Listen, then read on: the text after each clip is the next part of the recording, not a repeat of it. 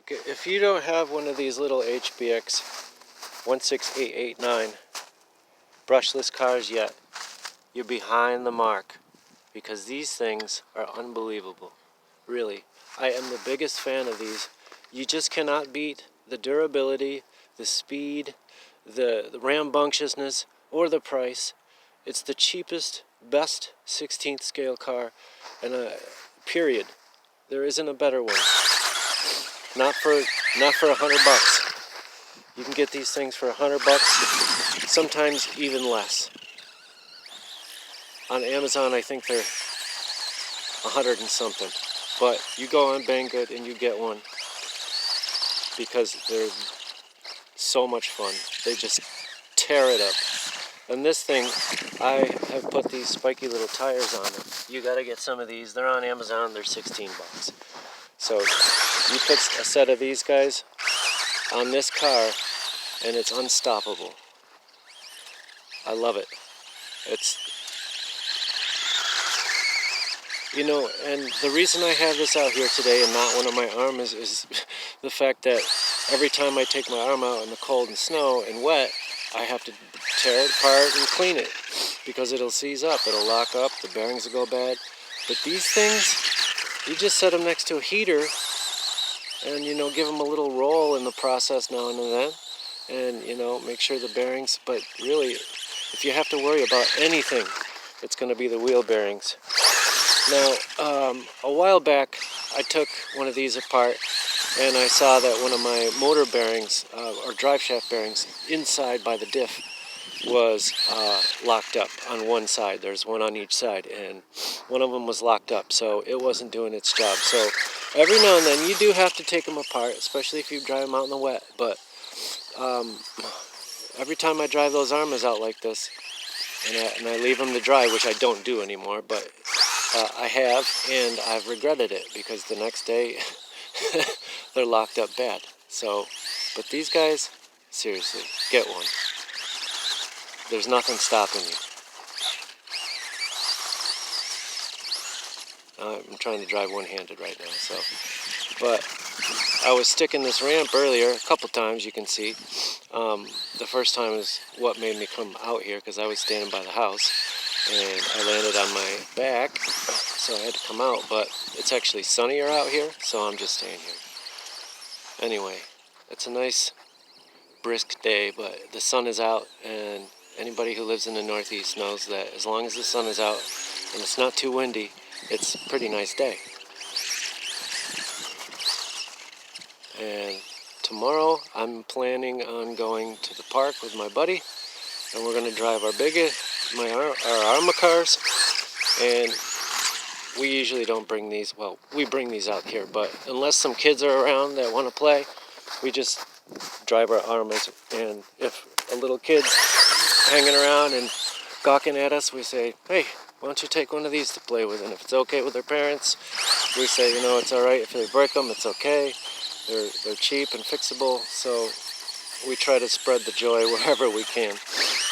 It definitely helps, because it's a bike park too, and a lot of the parents bring their kids along with them while they ride bikes, and the kids are actually more fascinated with these things. And sometimes the parents let them play. But every time I'm out, I'm telling parents about how to get one of these things, and they're astounded too. They're like, "Holy cow! Look at that thing!" And I said, "Yeah, they do go that fast, but there's a little gauge on the remote control that make it go slower while they're learning.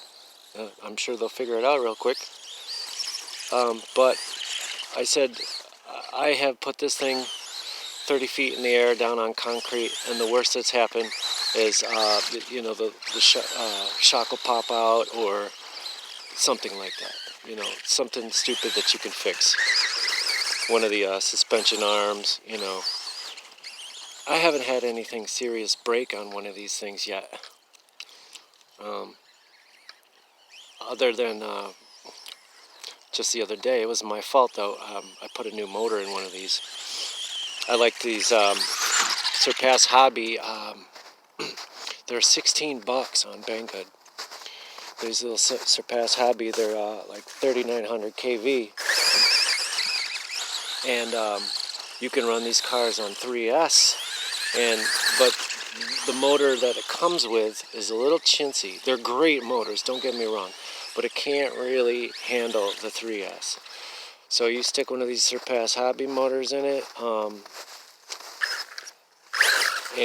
it doesn't have that problem. You can put a 3S battery in it. I use these little Venom 11 volt. They're small. They're a little too big for the compartment, but with the Velcro strap on, it'll work. So that's what we do. We just run these things 3S, and we've been ramming the hell out of them with 3S batteries when it says you shouldn't, but we do. I figured that out pretty quick. I bought one of those batteries and I plugged it in and it worked. And so ever since then, I've just it's been a quest to find the right motor that won't kind of kick back when you press it. When it's going really fast, it'll give this little jerk. And so to fix that, I just swap the motor out. That little ESC is kick-ass too, man. That little combo, unbelievable. I bought a spare one. I've got one because my buddy had one shit the bed, and I never have. But since he did, I just went ahead and bought a spare. They take a long time to come in, and so I bought one to have ready. And you can get those on Banggood too. They're Sparrow 35 amp ESCs receiver combo. I'm not really. I don't think you can get them on Amazon, but I know for sure you can get them on Banggood. I don't have a eBay account, so whenever I want something from eBay, I have my buddy buy it, and we go back and forth like that. His credit card won't work on Banggood, so I order things for him, and he orders things for me off eBay.